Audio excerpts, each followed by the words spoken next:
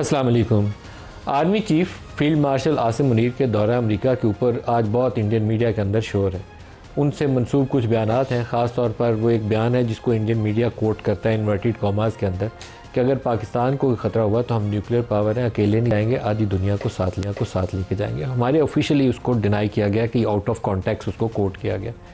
लेकिन पाकिस्तान का nuclear programme, उसका मकसद अमेरिका को फ़तह करना भी नहीं है, बरतानिया के ऊपर हमला करना भी नहीं है।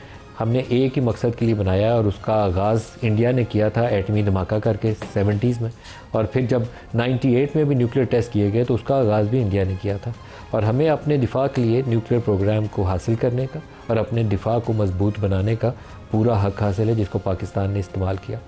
और ये हथियार कोई भी सेंसिबल मुल्क जो है किसी के ख़िलाफ़ इस्तेमाल ही नहीं कर सकता। एक ही पूरी दुनिया में आज तक वाक़या है, और जापान के ऊपर जिसने किया था वो भी हमें सबको पता है, लेकिन कोई मुल्क इसको इस्तेमाल नहीं कर सकता। ये हथियार दूसरे का हमला रोकने के लिए, डराने के लिए तो इस्तेमाल हो सकता है, लेकिन दूसरे मुल्क को फ़तह करने के लिए इस्तेमाल नहीं हो सकता। तो इंडियन मीडिया जो भी इसके ऊपर प्रोपेगेंडा करे, या उनका जो एक्सटर्नल अफेयर्स मिनिस्ट्री है इसके ऊपर जो भी शोर करना चाहे, पाकिस्तान के दिफा के लिए ये लाज़िम मलज़ूम था। नहीं तो जो आपको जोम था बहुत ज़्यादा कि हम कन्वेंशनल वॉरफेयर में भी तगड़े हैं और न्यूक्लियर हथियार भी हमारे पास मौजूद हैं, तो पाकिस्तान तो हमारे मुकाबले में खड़ा ही नहीं हो सकता। पाकिस्तान अपने दिफा को मजबूत बनाकर उसका मुजाहरा कर चुका है मई के महीने में, और आपके 6 जहाज़ जो गिरे 3 माह बाद आपको झूठी कहानियाँ घड़ के अपने लोगों को तसल्ली देने की कोशिश कर रहे हैं, और उसमें भी कामयाबी आपको हासिल नहीं हो रही। एक इशू जो सबसे बड़ा है और वो ख़तरा अभी सर पे मंडला रहा है, इंडियन आर्मी की तरफ से जो बयानात आ रहे हैं, उनके आर्मी चीफ़ के भी और एयरफोर्स चीफ़ के भी, बीजेपी के तो लीडरशिप के बयानात आ ही रहे थे, उनसे एक चीज़ की तरफ बहरहाल निशानदेही होती है कि जो जंग का ख़तरा है वो सरों पे मंडला रहा है। एक तो वो मई वाले महीने में हमने जो 4-5 रोज़ के अंदर आपस में लड़के देख लिया जिस पे उसके राफेल गिर गए, लेकिन अब वो उस खिफ़त को मिटाने के लिए और उस हज़ीमत को मिटाने के लिए दोबारा कोई और तरीका सोचेंगे। कभी वो ख़बर आती है कि वो सरहदों के करीब कोई मशक़ें वगैरह करने की कोशिश कर रहे हैं, कभी उनके एक आर्मी चीफ़ का बयान आ जाता है, एक दिन उनके एयर चीफ़ का बयान आ जाता है। हर चीज़ एक ही तरफ इशारा कर रही है कि they are preparing for another war. और उसका बड़ा फैक्टर यह है कि मोदी अंडर प्रेशर है, अपोजिशन तगड़ी होती जा रही है। राहुल गांधी रोज़ खड़ा होकर वो कहता है कि इसने हमारी सीटें चुराई हुई हैं, इसने इलेक्शन में धांधली की है, बिहार का इलेक्शन सर पे खड़ा है, अमेरिका से तल्लुकात में तलखी आ रही है, 50% टैरिफ लगा हुआ है, तो ना घर के अंदर सुकून है ना बाहर सुकून है। तो ये ऐसे मौके के ऊपर इंडियन पॉलिटिक्स के अंदर सबसे जो पसंदीदा मौजू होता है कि एंटी पाकिस्तान या बयानियाँ बनाएं या सरहदों को गिरमा दें, जिससे आवाम की तवज्जो पाकिस्तान की जानिब मबजूल हो जाए। पाकिस्तान में खुशकिस्मती से लोग ये वॉर मॉन्गरिंग के ऊपर पसंद नहीं करते, ना ये कोई पसंद करता है कि हम जाके इंडिया के ऊपर हमला कर दें, लेकिन इंडिया की पॉलिटिक्स में ये पसंदीदा चीज़ यही है कि वो एंटी पाकिस्तान बयानियाँ बनाएं। इलेक्शन में भी वो इसी तरीके से जाते हैं और उसी के ऊपर वो खेलते हैं। ये बड़ा क्लियर है उनका जुमला कि नेक्स्ट वॉर में हैपन वेरी सून। तो ये वेरी सून कितना सून है, हमें उसके लिए तैयार रहना पड़ेगा, क्योंकि आप दुश्मन की तरफ से आंखें कभी बंद नहीं कर सकते। पहले भी वो मस्जिदों के ऊपर हमलावर हुए थे, वो शहरी आबादियों के ऊपर उन्होंने अटैक किया था कि मुरीदके के ऊपर और बहावलपुर के ऊपर और कश्मीर वाले इलाकों के ऊपर, और दोबारा भी वो इसी तरह की हरकत करेंगे। तो we should be well prepared. दूसरा उसका हिस्सा आता है हमारी इंटरनल यूनिटी का, जिसका हमने 6-7 मई से लेकर 10 मई तक मुजाहरा किया था। ये कौम यूँ जम के खड़ी थी, 25 करोड़ लोग थे, पूरी फ़ौज के पीछे कौम खड़ी थी कि कोई ख़तरा आ जाएगा तो परवाह नहीं है, हम पूरी कौम लड़ने के लिए तैयार बैठे हैं। और वो शायद इंडिया की तवक्कुआत के बिल्कुल बरखिलाफ़ एक पाकिस्तान का रद्दमल था। कोई उसमें PTI नहीं थी, कोई उसमें नून लीग नहीं थी, कोई इस्टेब्लिशमेंट या एंटी इस्टेब्लिशमेंट बयानिया नहीं था। और ये हमारे लिए एक अपॉर्चुनिटी थी कि हम इस तकसीम को जो घर के अंदर थी उसको उसके बाद हमेशा के लिए मिटा भी देते। लेकिन जो PTI के ख़िलाफ़ सज़ाओं का अमल है, मुझे लगता है कि ये री-ट्रिगर होगा ये इशू, और आज भी उनके ख़िलाफ़ शाह महमूद कुरैशी को तो ज़मानत मिल गई है, और हमारे इस्लामाबाद ब्यूरो के मुताबिक उनकी 12 बाकी केसेस में भी बेल हुई है, तो वो बाहर भी आ सकते हैं आइंदा चंद रोज़ में। लेकिन बाकी लोगों को 10 साल और 5 साल आज भी सज़ाएँ दी गई हैं। और पहले वाले केस की जो तफसील है उसमें वो पुलिस अफसर कोई मेज़ के नीचे छुपा हुआ है, कोई पर्दे के पीछे छुपा हुआ है, उनके बयानात के ऊपर जो सज़ाएँ हैं वो सुपीरियर जुडिशरी में उनका बरकरार रहना काफ़ी मुश्किल होगा। तो हमें इससे आगे निकलने का रास्ता ढूंढना चाहिए, सियासी तस्वीर चाहिए, जिससे पाकिस्तान के मामलात आगे बढ़ाने में हमें मदद मिल सके। आज जो स्टूडियोज़ में हमारे साथ मेहमान शख्सियात हैं, बन नियाज़ी साहब हैं पाकिस्तान तहरीक इंसाफ से, शाह खावर साहब हैं मारूफ माहिर कानून, और बिलाल अज़हर कियानी साहब हैं वज़ीर मुमलकत ख़जाना। सबको प्रोग्राम में खुश आमदीद कहते हैं। बिलाल साहब, पहले आप बताइएगा, आर्मी चीफ़ का दूसरा विज़िट हुआ है विद इन 6-8 वीक्स, और उसके ऊपर इंडिया में काफ़ी वावेला है। पहले के ऊपर भी इशू था, मोदी ने वाशिंगटन का दौरा छोड़ दिया था कि पाकिस्तान का आर्मी चीफ ट्रंप से बैठ के लंच कर रहा हो तो मैं वाशिंगटन नहीं आऊँगा, और काफ़ी उनकी खटाई पड़ गया मामला दो तरफा ताल्लुकात का। अभी दोबारा दौरा हुआ है और इंडिया में बहुत शोर है कि ये बयान दिया, ये बयान दिया। आपको क्या लगता है कि हमारे और अमेरिका के मामला कैसे आगे बढ़ने वाले, ख़ास तौर पर जो ट्रेड वाले मामला हैं उसमें क्या बेहतरी आ सकती है? इन्वेस्टमेंट के ऊपर हाई होप्स हैं, कहाँ इन्वेस्टमेंट आएगी, कुछ रोशनी डालें।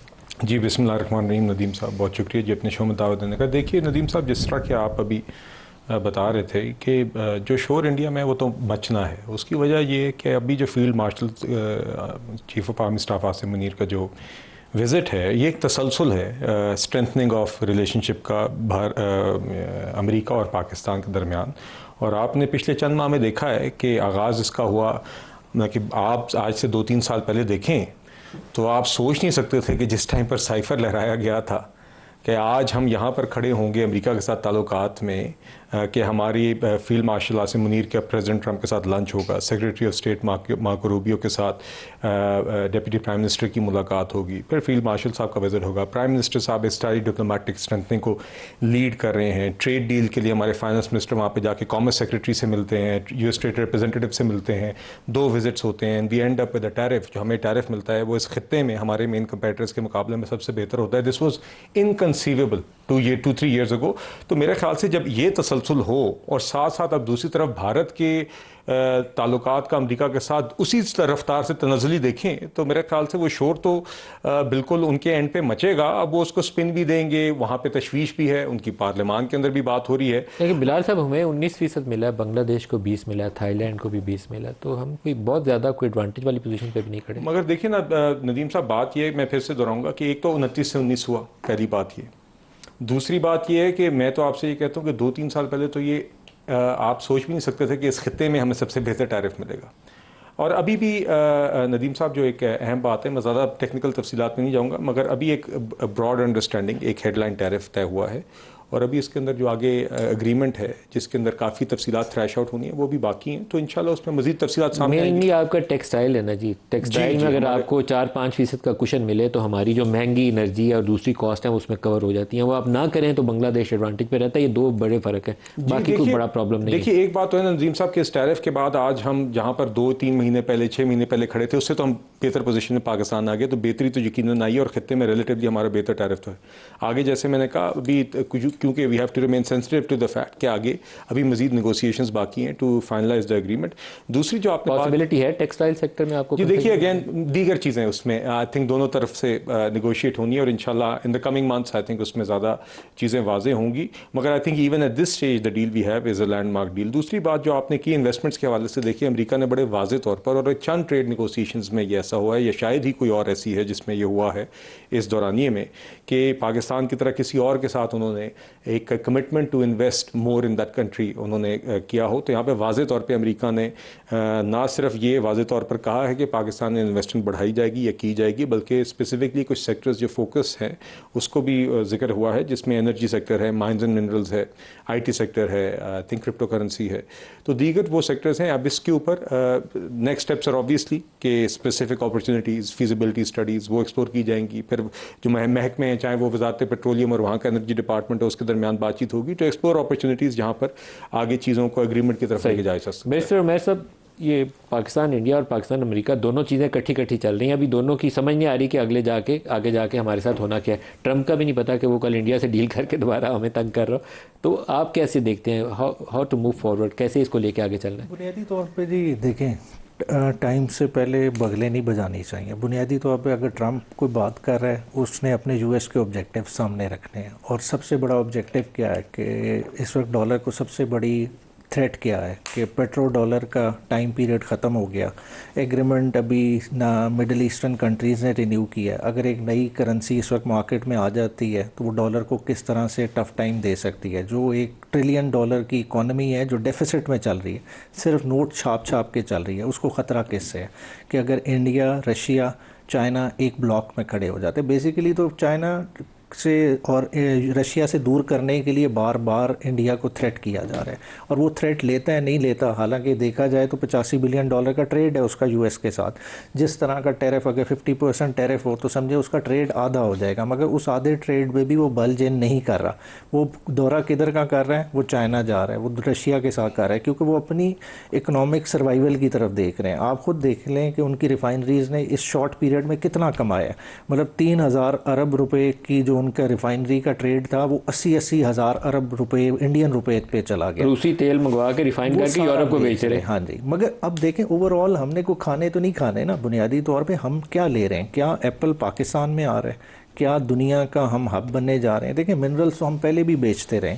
अगर आप देखें रॉ फॉर्म में मिनरल्स बेचने में ना बलूचिस्तान का फ़ायदा है ना पाकिस्तान का फ़ायदा है। आपको फ़ायदा किस में? वैल्यू एडिशन में। वैल्यू एडिशन में तब फ़ायदा है कि जब यही प्लांट्स पाकिस्तान में लगें, पाकिस्तान में रॉ फॉर्म में क्रोमाइड ना जाए, क्रोमाइड कन्वर्ट हुए इनटू स्टील, तो फिर पाकिस्तान का फ़ायदा है कि हमारा इंपोर्ट बिल भी कम होगा और उस तरफ जाएंगे। बुनियादी तौर पे उस तरफ कोई नहीं सोच रहा। हम शॉर्ट टर्म मेजर्स सोच रहे हैं। हम सोच रहे हैं कि हमें IMF की तरफ से रिलैक्सेशन मिल जाएगी। पाकिस्तान इस वक्त अगर लंबी फ़्लाइट लेनी है तो उसके लिए लंबा सोचना पड़ेगा, और यही टाइम है कि आप टेंजिबल लें। ये आप कहें कि हमने 19% ले लिया तो 19% टैरिफ कुछ भी नहीं है।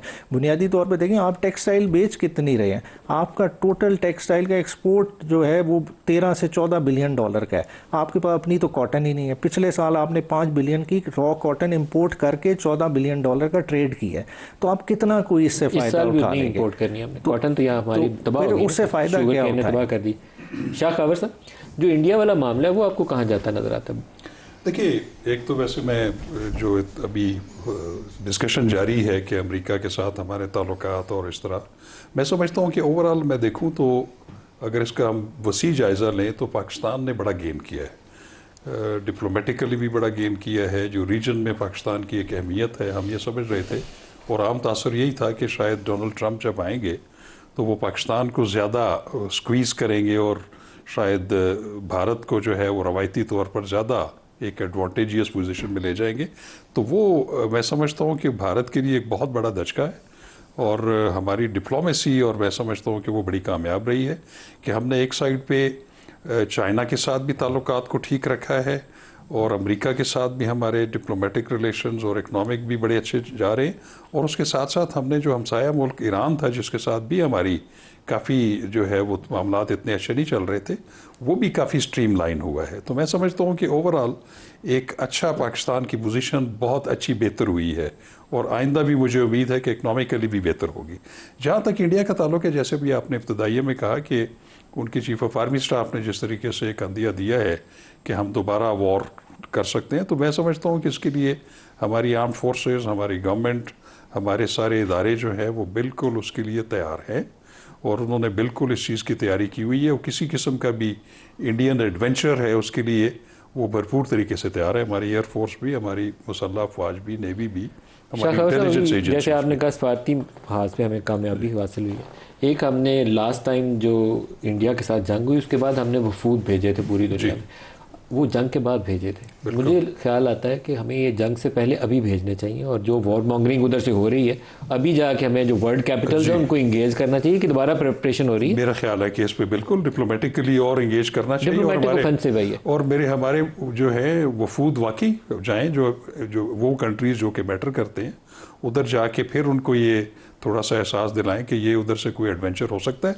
और अगर इंडिया ने कोई ऐसा एडवेंचर हुआ तो वो न सिर्फ इस खत्े में बल्कि हम दोनों ममालिक जो हैं वो एटमी कुव्वतें हैं, तो वो पूरे दुनिया का जो है वो अमन ख़तरे में पड़ सकता है, और उनको इस चीज़ का जो है वो इंडिया को रियलाइज़ करवाना चाहिए। बिलाल साहब, आपके ख्याल में ये कोई मुनासिब बात है कि इस वक्त हम वर्ल्ड कैपिटल्स को, वाशिंगटन को, लंदन को, बीजिंग को, सारों को इंगेज करें और उनको बावर करवाएं कि ये सूरत हाल बन रही है? जी नदीम साहब, इसमें दो बातें हैं। सबसे पहले just to add to what was just said कि आपकी जो डिप्लोमेटिक स्ट्रेंथनिंग है वो सिर्फ अमेरिका के साथ नहीं, एक ही वक्त में आपने देखा कि across the board with all the strategic partners, आपने पिछली 3-4 माह में सबको इंडिविजुअली आप देखें तो हर जगह पे हमने स्ट्रेंथनिंग की, चाहे वो चाइना है, चाहे वो ईरान है, चाहे वो सऊदी अरेबिया है, चाहे वो टर्की है, मिडिल ईस्टर्न कंट्रीज़ हैं, यूएई और कतर को आप देखें, सेंट्रल एशियन स्टेट्स देखें, अजरबैजान को आप देखें, इवन रशिया को आप देखें। सर्गेई लैवरोव से जाके फातमी साहब की मुलाकात हुई, अभी रिसेंटली स्टील मिल्स के ऊपर भी हमारी बातचीत हुई। At all various levels, all part relationships that are important to us, हमारे लिए बतौर एक रियासत, उस सब में एक वक्त में हमने स्ट्रेंथनिंग की है, और यकीनन उसमें जो हमारी जंग की जीत है उसका बड़ा किरदार है। मगर इसकी मुझे नहीं याद पड़ता कि एक वक्त में हमने इस तरीके से हमने इंश्योर किया कि जीरो सम गेम नहीं है। क्या आपने एक तरफ आपने ताल्लुकात बेहतर किए, दूसरी तरफ खराब हो गए। मेजर टर्निंग पॉइंट आपका था जब आपने 6 राफेल उनके 6 जहाज गिराए हैं। यकीनन जी, तो आपकी मिडिल ईस्ट में भी एक्सेप्टेंस बढ़ गई, आपकी स्टैंडिंग भी बढ़ गई। मगर देखिए जी, हमने उस दौरान भी, उस जंग के दौरान भी अपने आप को जिस तरह कंडक्ट किया बतौर रियासत, डिप्लोमेटिकली भी एंड इवन मीडिया भी, आई थिंक जिस तरह का हमारी तरफ कोई हाइपरबोल नहीं था, जिम्मेदाराना रिस्ट्रेंट जुबान थी, जंग जीते हुए भी, और हमने जो जंग के अंदर भी इंटरनेशनल लॉज को अबाइड भी किया और जंग भी जीती। हाँ, तो मेरे ख्याल से कि उसका हमें आज तक तसलसल जारी है। जो बात अभी और अमेरिका की मैं ज़रूर कहना चाहूँगा कि ट्रेड डील की अहमियत ये है कि आपकी वो सिंगल लार्जेस्ट एक्सपोर्ट डेस्टिनेशन है। पिछले माली साल में 32 अरब डॉलर की आपकी एक्सपोर्ट्स हुई हैं, तो उसमें से 6 अरब डॉलर अमेरिका गई थी, और आपकी अगर वाहिद कोई मुल्क है जिधर आपकी एक्सपोर्ट सबसे ज़्यादा है तो वो अमेरिका है। तो इसीलिए इसकी यकीनन अहमियत है, और मुझे लगता है इस टैरिफ से यकीनन फ़ायदा होगा। आगे भी जिस तरह मैंने कहा कि जो एग्रीमेंट है वो आगे कमिंग मंथ्स में मज़ीद वो फाइन ट्यून होगी, फाइनलाइज होगी। जो बात अभी शाखावर साहब कर रहे थे और जो आप कर रहे हैं, देखिए सर, मेरा ये ख्याल है कि वफूद को भेजने के ऊपर जायज़ा लिया जा सकता है, मगर आई वुड लाइक टू से कि अगर आप देखें गौर से, और मैं आपको सजेस्ट करूंगा कि आप आगे इसका जायज़ा ज़रूर लें आइंदा दिनों में। बेशक डिप्लोमेटिक जो हमारी इंगेजमेंट है वो इसका एक तसलसल जारी रहा है। अभी भी आप डार साहब को देखिए, डिप्टी प्राइम मिनिस्टर साहब को देखिए, वो कभी ऑन द फ़ोन, अभी भी उनकी ना सिर्फ secretary of state Marco Rubio से मुलाकात हुई, वापस आके उनकी फिर से बात भी हुई। अभी टर्किश फॉरेन मिनिस्टर के साथ थे, इरानियन सदर भी यहाँ पर आए हुए थे। तो हमारी एक इंगेजमेंट एट वेरियस लेवल्स, चाहे वो प्राइम मिनिस्टर साहब हैं, फील्ड मार्शल हैं, डिप्टी प्राइम मिनिस्टर हैं, एक कॉन्स्टेंट इंगेजमेंट स्टेट की जारी है, वे they are keeping all of our partners informed on the state, और कॉन्स्टेंटली वो इंगेजमेंट जारी है। मगर आइंदा अगर मेरे ख्याल से ज़रूरत आती है टू सप्लीमेंट दीज एफर्ट्स, वफूद को भेजे जाने पर जायज़ा लेने में कोई हर्ज नहीं है। ब्रेक ले लेंगे, हमारे साथ रहिए।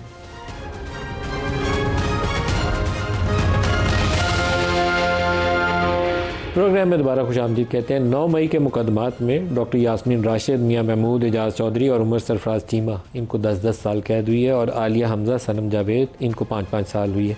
जुर्माना भी कुछ को हुआ और कुछ लोग बरी भी हुए हैं, जिसमें शाह महमूद कुरैशी भी शामिल है। शाह साहब जो है वो 12 मुकदमात उनके ऊपर मजमूई तौर पर हैं, और हमारा ब्यूरो, इस्लामाबाद ब्यूरो कह रहा है कि बाकी मुकदमात में उनकी ज़मानत है, इसलिए अगर किसी और में उनको पकड़ नहीं लिया जाए या नई FIR नहीं काट दी जाए तो वो आइंदा आने वाले दिनों में उनकी रिहाई का भी इम्कान मौजूद है। सियासी सूरत हाल के ऊपर इंतसार है।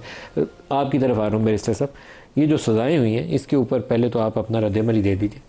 देखिए, सज़ाएँ तो वो तसलसल है कि एक बना हुआ है कि 9 मई का बयानिए को हमने साबित करना है और उसको साबित करवाना है, और उसी के तसलसल में ये सज़ाएँ आई हैं। अगर देखें, शाह साहब बैठे हैं, मतलब कानून का एक प्रिंसिपल है कि गवाह अगर एक बंदे के लिहाज से झूठा है, वो हर किसी के लिहाज से झूठा होगा। ये नहीं है कि वो चंद के लिए सच्चा साबित हो जाए और चंद के लिए झूठा साबित हो जाए। देखिए, यही गवाह ट्रायल के दौरान पेश हुए, ATC सरगोदा ने सुन के मुल्ज़िमान तमाम बरी किए। यही एविडेंसी कॉन्स्पिरेसी के लिए, यही गवाह था जो टेबल के नीचे निकला। वहाँ पुलिस वाला भी यही नीचे यही हाँ जी, जब वो वहाँ झूठा साबित हो गया तो आज किस तरह से वो गवाह सच्चा हो गया, जिसकी बुनियाद पे आप सारों को 10-10 साल बाटा रेट के हिसाब से सज़ा दी जा रहे हैं। बुनियादी तौर पे तो सज़ा इस चीज़ की दी जा रही है कि वो इमरान खान के साथ नहीं खड़े हुए, हालांकि इन्हीं FIRs में और लोग भी हैं जिन्होंने खाली प्रेस कॉन्फ्रेंसेस की, उनको आज तक प्रोसिक्यूट नहीं किया, उनके पीछे कोई गया नहीं, वो कंफर्टेबली घर से बैठे हैं और अपने मामलात चला रहे हैं। शाह खबर साहब, आप क्या कहेंगे? देखिए, अगर तो ये स्टेट ऑफ अफेयर्स है, जिस तरह के अगर वो हम सुन रहे हैं कि वो 3 गवाह हैं, वो बहुत सारे मुकदमों में वही लोग हैं जो कि कॉन्स्पिरेसी को एस्टेब्लिश कर रहे हैं। अगर उसका लेवल इस तरह का है कि वो एक मीटिंग में जो है वो मेज़ के नीचे या कहीं छुपे हुए थे और वहाँ से, और वो कोलैबोरेट नहीं कर रहा उनके पूरे प्रोसिक्यूशन के केस को, तो ये तो यकीनन एक बड़ी, मैं समझता हूँ कि वीक प्रोसिक्यूशन थी। और अगर ये इस तरीके से अगर ये हाई कोर्ट में जाएंगे, क्योंकि हाई कोर्ट जब उसकी पूरी एवेल्यूएशन करेगी पूरी एविडेंस को, तो अगर इस तरह की डिस्क्रिपेंसीज हों जो कि बड़ी, जैसे सुनने में आ रहा है, वो तो बड़ी वाज़ेह हैं सर, तो उसका फ़ायदा तो यकीनन फिर मुल्ज़मान को पहुंचता है। लेकिन उसमें प्रॉब्लम ये है कि देखना ये है कि उनकी अपीलें सुनी कब जाएंगी।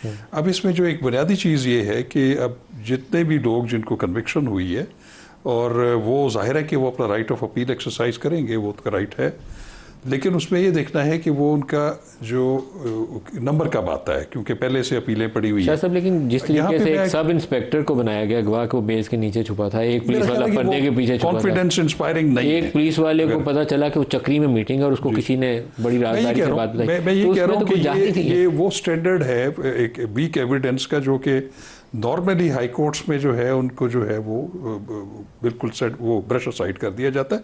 लेकिन अब चीज़ ये है कि अब चूंकि जो कि 10-10 साल सज़ाएं जो हैं वो मैं आपको बताता हूँ कि इसमें ये भी है कि जो भी अपीलें फ़ाइल करेंगे वो अपनी सज़ाओं की मुअत्तली और ज़मानत पर रिहाई की भी एप्लीकेशंस देंगे, जिसको 424 CRPC जो है वो अप्लाई करती है। लेकिन वहाँ पे एक चीज़ है कि 10 साल और उससे ज़्यादा जो सज़ाएं हैं उसमें जो ज़मानत का उसूल है उसमें यही है कि वो नॉर्मल सर्कमस्टांसिस में न दी जाए। लेकिन जो 5 साल की मैं समझता हूँ सज़ाएँ या उससे जो कम है वो लेसर पनिशमेंट्स के उसमें आते हैं, तो वो नॉर्मली एपेलेट कोर्ट्स जो हैं वो अपीलों की पेंडेंसी के दौरान उसमें ज़मानत दे देते हैं। और तो ये 10 साल वाले जो है इनकी ज़मानतों के मेरा ऊपर ख्याल इशू है आएगा। कि वहाँ पे थोड़ा सा उनके लिए मुश्किल होगी, लेकिन 5 साल और से जो कम सज़ाएं हैं और ख़ास तौर पे ख़वातीन का जो है उनको भी एक थोड़ा सा एक एक्सेप्शन हासिल है कानून की नज़र में भी, तो उनको भी शायद हाई कोर्ट्स जो हैं वो अपील की पेंडेंसी के दौरान शायद उनकी सज़ाएं मुअत्तल कर दें। बिलाल साहब, आपकी हुकूमत तो खुश होगी कि अगर 27वीं तरमीम लानी है तो उससे पहले अपोजिशन सारी स्टीम रोल हो जाए। नदीम साहब, बात किसी भी तरमीम की या ये नहीं है, बात बुनियादी तौर पर यह है कि 9 में तो हुआ। अब ये तासर पीटीआई देने की कोशिश करती है जैसे 9 में कोई होक्स है, जैसे 9 में कोई बनाई हुई चीज़ है। वाज़ेह बात है और ये एडमिटेड फैक्ट है कि एक शख्स गिरफ़्तार हुआ जो इनका बानी है, और उसके फ़ौरन बाद इनकी जमात की ये पॉलिटिकल फेसेस इन्हीं के जमात के कारकुनान को लेके, इन्हीं की जमात के झंडे लेके शहर शहर में बाहर निकले। और ये अजीब इत्तफ़ाक़ है कि शहर शहर में फ़ौजी अमलाक पर ही हमला हुआ, चाहे वो सियालकोट था, चाहे वो रावलपिंडी था, चाहे वो लाहौर था, चाहे वो पेशावर था, चाहे वो मियांवाली था, चाहे वो चकदरा था। इन सब जगहों पर इनके ही लोग निकले। इन सब जगहों पर इत्तफाक ये कहते हैं हमारी गलती नहीं है। 200 के करीब इंस्टॉलेशन सर, ये इन सब लोगों ने बाकायदा प्लान के तहत ये हमला किया, और इमरान खान साहब ने अगले दिन बाकायदा कोर्ट में कहा कि अगर तकरीबन उनकी आपको वीडियो निकालने होंगे, मुझे हाथ लगाएंगे तो ऐसा ही होगा। वो तो जब 8-9 दिन बाद उनको समझिए, उन्होंने समझ रहे थे कि मैंने ज़ोर ज़बरदस्ती से मैं कोई जीत ले गया हूँ या वट 8-9 दिनों बाद फिर उनको जब समझ आई कि ये तो पानी सर से गुजर गया है और ये तो चीज़ एक्सेप्टेंस नहीं हो रही, तो उसके बाद फिर उन्होंने कहा कि नहीं, देखें जिसने किया उसने खुद किया। अब ये भी आप इस पे भी बात कर लेते हैं कि आप कहते हैं कि आप लोगों को उकसाएं, आप लोगों को बाहर लेकर जाएं, और ये अजीब इत्तफाक की, अगर आप कहते हैं इत्तफाक है और लोगों ने खुद किया, तो अजीब इत्तफाक है कि इन सारे शहरों में आपके ही कारकुनान आपके ही झंडे लेके जगह जगह इत्तफाकन वो फौजी अमलाक पर हमला कर रहे हैं। तो देखिए, ये बिल्कुल एक प्लान्ड एक्टिविटी थी। बिलाल साहब, देखिए, जो मियांवाली एयर बेस पे जिन्होंने आग लगाई, या चकदर्रा पे हमला किया, या बाला हसार पे हमला किया, या कोर्ट कमांडर हाउस के ऊपर अटैक किया, मैं उसको किसी एक्शन को जस्टिफाई नहीं करूँगा। मैं उसको कहता हूँ ये यौम से गलत काम किया गया, लेकिन फिर आपको किसी सब इंस्पेक्टर के मेज़ के नीचे छुपे हुए की गवाही नहीं लेनी चाहिए थी। वहाँ पे आपके पास सब्सटेंशियल एविडेंस होनी चाहिए थी। उसकी बुनियाद के ऊपर जो भी इन्वॉल्व था उसको पनिश करते, बाकियों को रगड़ा ना लगाते। 4-6 महीने किसी ने जेल काट दी थी, वही रगड़ा काफ़ी था। फिर आपको एक्चुअल जाना चाहिए था कि ये बंदा एक्चुअली इन्वॉल्व है, पॉलिटिकल मोटिवेशन नहीं उसमें होनी चाहिए थी। अभी जब आप सब इंस्पेक्टर की गवाही के ऊपर साइन देंगे ना, तो वो पॉलिटिकल मोटिवेशन। मैं नदीम साहब, मैं किसी भी स्पेसिफिक केस के ऊपर, उसके फैक्ट्स के ऊपर मैं कमेंट नहीं करना चाहता, क्योंकि फ्रैंकली आई डोंट, मैं कहूँ कि आपके सामने मैंने एक केस पढ़ा हुआ है, आप उसके ऊपर बहस कर सकते हैं कि इस केस में लीगल टेक्निकलिटी ये वो। मैं तो आपको एक ओवरऑल बात बता रहा हूँ कि इमरान खान साहब गिरफ्तार होते हैं, पीटीआई ने प्लान के तहत, इनके लीडर्स ने और इनके कारकुनान ने ये हमले किए। ये हमले उन्होंने शहर शहर में किए, ये प्लान था। बाद में इसका तकरीबन इमरान खान ने उसकी कामयाबी की एक स्टेटमेंट अगले दिन जारी की। अब उसके बाद मैं बिल्कुल आपसे इस हद तक इत्तफाक करता हूँ कि देखिए, जो भी बेगुनाह है उसे रिहा होना चाहिए, और जो मगर जिसने जुर्म किया है उसको सज़ा होनी चाहिए। उसके अंदर अगर ऊंच नीच है तो वो आगे भी लीगल फोरम्स मौजूद हैं, वो पूरी हो जाएगी। मगर इस बात में कोई शक नहीं है मेरे जहन में कि पीटीआई ने प्लान के तहत ये किया। ये बिल्कुल इत्तफाक या कोइंसिडेंस नहीं है कि पीटीआई के ही लोग शहर शहर में उन्होंने प्रोटेस्ट के नाम पर जाके फौजी अमलाक पर हमला किया। ये इत्तफाक नहीं होता। इत्तफाक होता अगर एक शहर में या सिर्फ जिन्ना हाउस में हुआ था, ये शहर शहर में हुआ है, पूरे मुल्क में हुआ, और ये इनका बाकायदा प्लान था। तो मैं सब 2 साल से कितना अर्सा हो गया होगा, मई से लेकर अब तक अर्सा, वो तो उन्होंने जेलें काट ली हैं। मेरे ख्याल है आमतौर पर अगर किसी ने कोई धिंगा मुश्ती की होगी तो इतनी सज़ाई मिलती है उसको। तो इस प्रोसेस का कोई एंड रिजल्ट भी तो होना चाहिए कि कहाँ जाके कंक्लूड होना, अभी तो ओपन एंडेड ही नजर आता है। देखिए, कोई कंक्लूड करना चाहता ही नहीं है। बुनियादी तौर पे अगर कंक्लूजन की तरफ होता तो जिससे आपने पिन पॉइंट किया था, आप पकड़ के लोगों को विक्टिमाइज़ ना करते। मतलब इसकी छोटी छोटी मिसालें मौजूद हैं। इमरान खान की टीम में गार्ड है बंदा हाफिज़ अरशद, वो उस दिन मौजूद था। बनी गाला ज़मान पार्क से निकला, दुआ करा के खान साहब जहाँ से अरेस्ट हुए उठाए गए, वो वहाँ पे मौजूद। उसे आज सज़ा दी है 10 साल। किस कानून कायदे के तहत दी है? अफजाल अजीम पहाड़ एक वकील है, उसे इससे पिछले राउंड में 10 साल सज़ा दी। वो उस दिन 9 मई को इमरान खान साहब के साथ मौजूद था। 9 मई से लेके 12 मई तक, जब तक खान साहब रिहा नहीं हुए, वो यहीं रहा। आपने किस कानून कायदे के तहत सज़ा दी?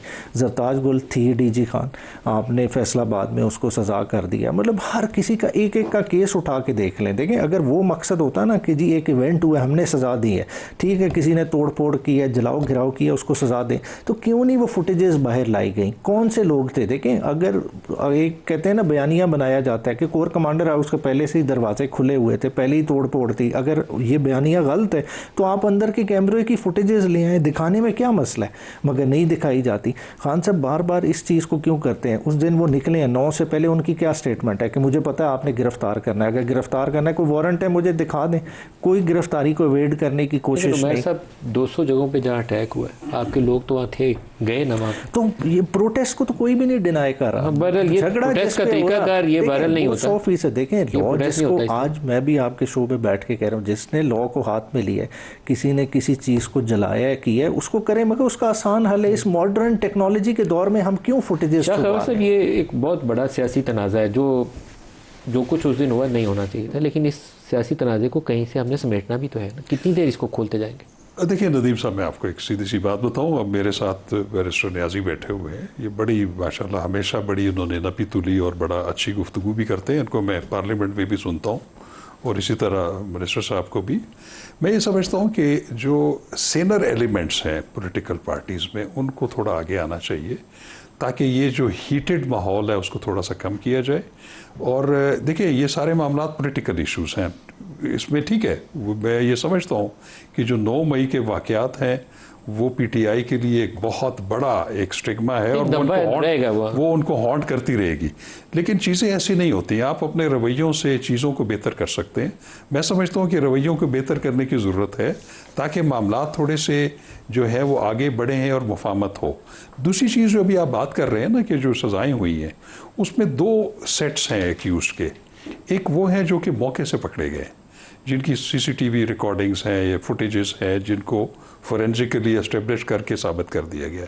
जिस पे एतराज़ ज़्यादा हो रहा है ना, वो ये, जैसे भी कुछ ख़वातीन और हज़रात का जिक्र किया कि वो मौके पे मतलब कैसे हो सकता है कि मुख्तलिफ जो लोकेशन उसकी कहीं और एस्टेब्लिश हो रही है। वो बेसिकली होता है मुजरिमाना साजिश और अयानत जुर्म। लेकिन मुजरिमाना साजिश और अयानत जुर्म को एस्टेब्लिश करने के लिए आपके पास बड़ी इररिफ्यूटेबल एविडेंस होनी चाहिए। वो एविडेंस इस तरह की नहीं होनी चाहिए जिस तरह के हम सुन रहे हैं कि वो 3 स्पेशल ब्रांच या पुलिस के अफसरान हैं या ऑफिशल्स हैं, वही हर केस में जाके कहते हैं जी कि हमारे सामने वो कॉन्स्पिरेसी हुई थी। और उसको आप एक एक्स्ट्रा जुडिशल कन्फेशन के उसमें भी कर सकते हैं कि एक थर्ड पार्टी कह रही है जी कि ये चूँकि आपस में गुफ्तगू कर रहे थे कि साजिश हमने सुनी और हम गवाह हैं। वो बड़ी वीकेस्ट फॉर्म ऑफ एविडेंस होती है।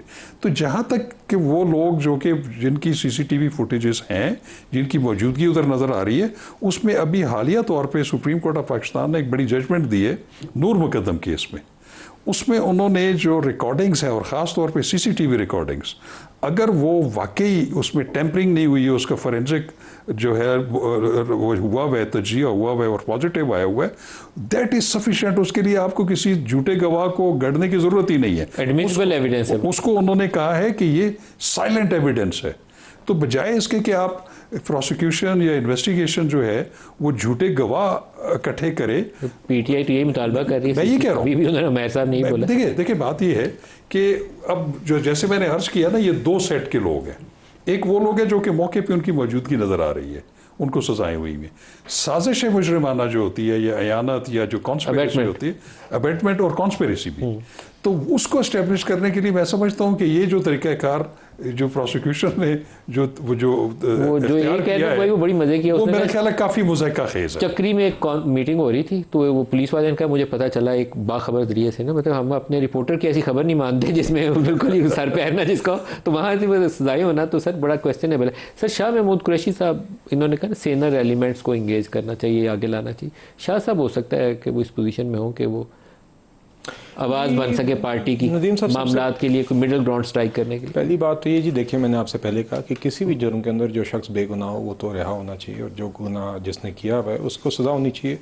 मगर मैं ये ज़रूर कहना चाहूँगा साथ साथ, मुझे थोड़ा बहुत याद आता है हम अपोजिशन में थे तो किस तरह के केसेस इमरान खान से साहब ने ना सिर्फ ओवरसी करवाए, किस तरह की थानेदारी उन्होंने ओवरसी की बतौर मुसल्लत शुदा वज़ीर आज़म, मगर किस तरह के भोंडे और भयानक केसेस उनने। आप राना सनाउल्लाह साहब की एक मिसाल ले लीजिए। बहरहाल तो इसलिए जब वो इस तरह के मुतालबे आते हैं तो मुझे फिर थोड़ी सी वो पुरानी याद भी आती है। मगर दूसरी बात जो है नदीम साहब, देखिए आप कहते हैं ना, मैं बिल्कुल शाह साहब की बात से I understand where is coming from. हम असेंबली के अंदर उमैर साहब हैं, दीगर और साथी, हम उनके साथ पीटीआई के across the aisle standing committees के अंदर और जगहों पर कौमी इशूज़ के ऊपर एक एंगेजमेंट होती है जिस तरह होनी चाहिए। मगर आज भी बदकिस्मती से आई डोंट थिंक, सच्ची बात है, उमैर साहब represents PTI even today. I will tell you who does represent PTI. आज पीटीआई आज भी उसकी नुमाइंदगी अली अमीन गंडापुर कर रहे हैं, जो आज से 3 हफ्ते कबल ही तकरीबन ऐसे अल्फाज उन्होंने प्रेस कॉन्फ्रेंस में हमारी अफवाज के मुतल्लिक़ अदा किए जो भारत करता है, जो मोदी करता है। उनने ऐसे अल्फाज अदा किए जो मैं आपको गुजारिश भी नहीं कर सकता कि आप फिर से प्ले करें। वो सीएम है केपी के, उनके अल्फाज को आज भारत एफएटीएफ के मुकदमे के, अपने मुकदमे के लिए उनके अल्फाज को कोट कर रहा है, और आज भी वो शख्स सीएम केपी है। आज भी वो अफवाज और दहशतगर्दी के मुतालिक वो अल्फाज इस्तेमाल करते हैं। तो मुझे तो वो change of mind set at the decision making level, at the core level नहीं नज़र आता। हाँ, आपने पिछले 1 साल के अंदर, चाहे वो फ़िलिस्तीन की ऑल पार्टीज कॉन्फ्रेंस थी, स्पीकर साहब की क़यादत के अंदर जो मुज़ाकरात शुरू हुए थे, जाफर एक्सप्रेस के हमले के बाद इन सिक्योरिटी ब्रीफिंग थी इन कैमरा, पहलगाम वाक़े के बाद जब हमें पता था भारत ने इजाज़त करनी, एक सिक्योरिटी ब्रीफिंग हुई थी, बार बार पीटीआई नहीं आई, ये उठ के गई। तो देखिए अब आप, हम इससे ज़्यादा तो नहीं किसी की तरफ हाथ बढ़ाया जा सकता, आपको भी कहीं ना कहीं अपना माइंडसेट और ये रवैया। उमैर साहब, शाह महमूद कुरैशी साहब क्या वो एक सेंट्रल रोल प्ले कर सकते हैं? देखिए, शाह महमूद कुरैशी साहब का जितना बड़ा कद काट है, मैं समझता हूँ कि पार्टी को बड़ी अशद ज़रूरत है इस तरह के एलिमेंट्स की बाहर। बुनियादी तौर पे अभी जो रीसेंट कन्विक्शंस हुई हैं, तो अगर देखें इमरान खान साहब की तो कमी थी, मगर जो पिछले 1.5 साल से एक केडस चला रहा था उसको तकरीबन जो है ना दौड़ा दी है, 10-10 साल सजाएँ दे के उन्हें एक्टिव पॉलिटिक्स से आउट कर लिया। तो शाह साहब आ जाते हैं, वो अच्छा एक तो ना सिर्फ ब्रिज का काम करेंगे, मैं समझता हूँ कि मुख्तलिफ जगहों पे पॉलिसी इंगेजमेंट में वो हेल्पफुल होंगे। मामला फहमी होती है ना शाह खबर साहब, आपसे भी क्लोजिंग रिमार्क कर लूँ। मामला फहमी बहरहाल इस मौके पे चाहिए, वो नज़र नहीं आ रही। चाहिए, मेरा ख्याल है इसकी ज़रूरत है। वो कहते हैं ना कि दिलों की उलझनें बढ़ती रहेगी अगर कुछ मशवरे बाहम ना होंगे, और बाहम जो अच्छे लोग हैं, जो कि मुनासिब लोग हैं, जो कि ज़रा मयाना रवि रखते हैं, मेरा ख्याल है कि पीटीआई को भी उनको सामने लाना चाहिए ताकि मामलात पैचअप हों और हम आगे निकल जाए। बहुत शुक्रिया आपका शाह खबर साहब, बिलाल अज़हर कियानी साहब और बैरिस्टर उमैर न्याज़ी साहब। आज के प्रोग्राम से इतना ही, इजाज़त दीजिए। अल्लाह हाफ़िज़।